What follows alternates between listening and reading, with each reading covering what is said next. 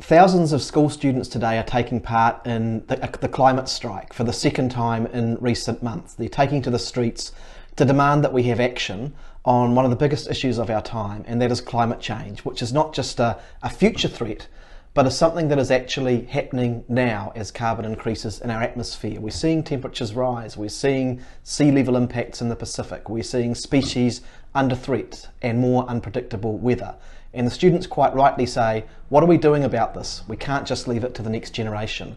So I thought it might be a good time to talk briefly about the Zero Carbon Bill that we've introduced to Parliament this week.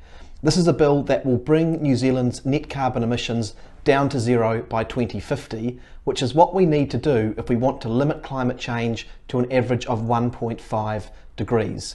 This is a world-leading piece of legislation, and it fits in with some of the other things that the government is doing, such as ending offshore oil exploration and increasing the amount of renewables in our electricity system.